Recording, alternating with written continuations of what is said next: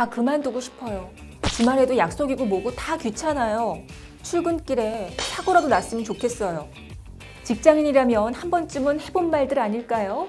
이 번아웃 증후군을 방치하면 최악의 경우 돌이킬 수 없는 상황까지 갈 수 있다고 합니다.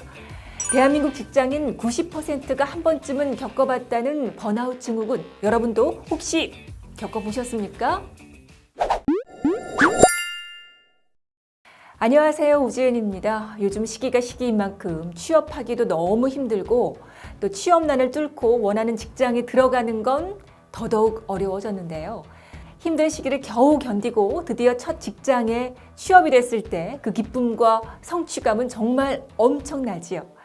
그런데 그렇게 어렵게 취업을 했음에도 불구하고 막상 직장 생활을 하다 보면 처음 생각했던 것과는 다른 경우가 많아서 스트레스를 받기도 합니다. 사회생활에서 스트레스는 피할 수 없다고는 하지만 이런 스트레스가 스스로 감당할 수 없을 정도로 과도하게 쌓이면 번아웃 증후군이 되는데요. 취업 포털 인크루트가 지난해 직장인 750명을 대상으로 설문조사를 실시한 결과 약 64%가 최근 1년간 번아웃 증후군을 겪었다라고 응답했습니다. 번아웃은 말 그대로 다 타버려서 재만 남은 듯한 탈진을 경험하고 있는 것을 말하는데요. WHO는 번아웃 증후군을 성공적으로 관리되지 않은 만성적 직장 스트레스로 인한 증후군이라고 정의했습니다.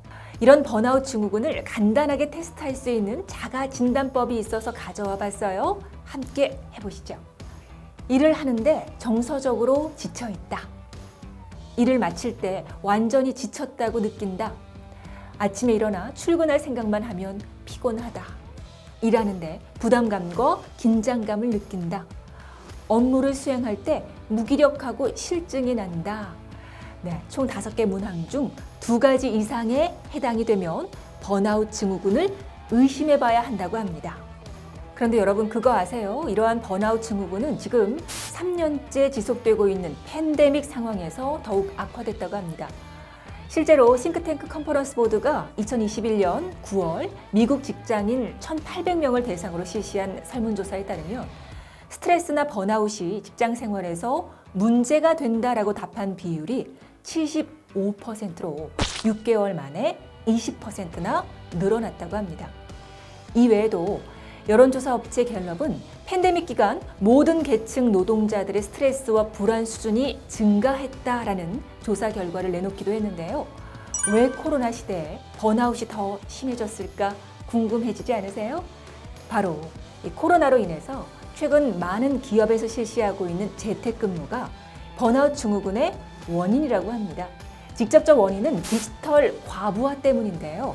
여러 기기와 플랫폼을 사용하면서 장시간 같은 자세로 근무하다 보니까 신체적, 정신적 피로를 더욱 느끼게 된다고 합니다. 직장인들이 디지털 기기를 사용할 때 순간적으로 호흡을 하지 않거나 아주 약한 호흡을 하는 것으로 알려지면서 스크린 무호흡증이라는 단어도 생겨났는데요. 이 현상은 이메일을 작성할 때 특히 두드러진다고 해요. 또 화상회의와 채팅이 팬데믹 상황에서 더욱 잦아지면서 일과 삶의 경계가 분리되지 않는 것도 번아웃 증후군에 많은 영향을 끼친다고 합니다. 집에서 일하는 게 편해진 것 같지만 오히려 출퇴근 시간이 불분명해지고 일정이 불규칙해지면서 이런 문제점들이 발생한다고 하네요.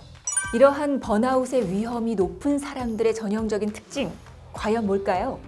바로 일 중독 성향이 강하다는 점입니다. 이런 사람들 많지요. 일을 해야 마음이 편하고 한 번도 쉰 적이 없다는 것에 자부심을 느끼는 사람, 바쁜 것을 자랑스럽게 여기고 바쁘지 않을 때는 죄책감을 느끼는 사람, 휴일이나 주말에도 일을 하거나 일 이야기를 하는 사람들이 번아웃 증후군에 걸릴 위험성이 높다고 합니다. 물론 자신의 일에 열정적인 건 정말 멋지고 훌륭하지만 자신을 잃어버릴 정도의 맹목적인 일 중독은 솔직히 위험한 것 같아요.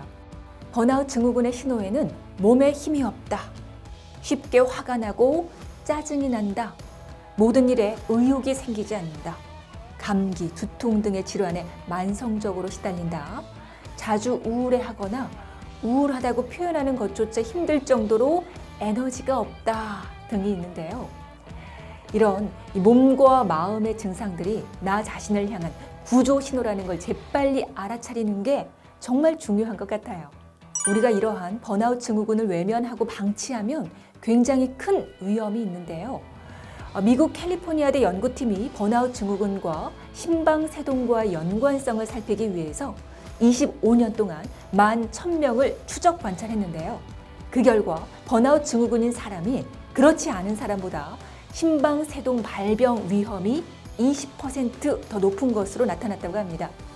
또 번아웃 증후군이 체내 염증을 증가시키고 이는 신장 조직에 해로운 영향을 미친다고 하는데 스트레스, 우울감, 불안 증세가 지속되면서 스트레스 호르몬인 코르티솔의 분비가 활발해져서 신체 대사 균형을 무너뜨리기 때문입니다. 이로 인해서 복부 비만이나 고지혈증, 심혈관 질환의 발생 위험이 증가하게 되는 것이죠.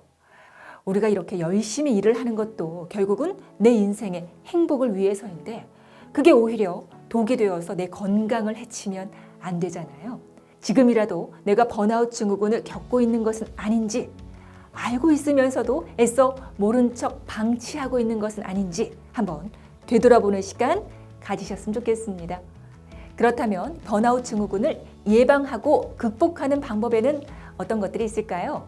예방할 수 있는 방법 첫 번째는 직장 생활에서 소소한 즐거움을 찾아보는 겁니다.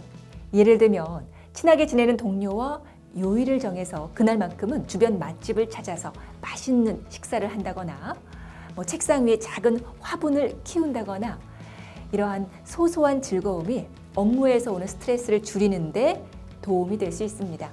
그리고 둘째, 자신의 목표나 이상을 지나치게 높게 잡지 않는 것도 하나의 예방법이 될 수 있어요. 스스로에 대한 기대치를 조금은 조정을 하는 거죠. 이 과도한 목표를 세워놓고 스스로를 계속 압박하기보다는 자신의 의욕과 열정을 이렇게 적절하게 배분하는 것도 중요합니다. 우리가 직장생활 하루 이틀 하고 그만둘 거 아니잖아요. 꾸준하게 롱런 하기 위한 이 삶의 에너지 밸런스를 맞추는 게 필요하지요.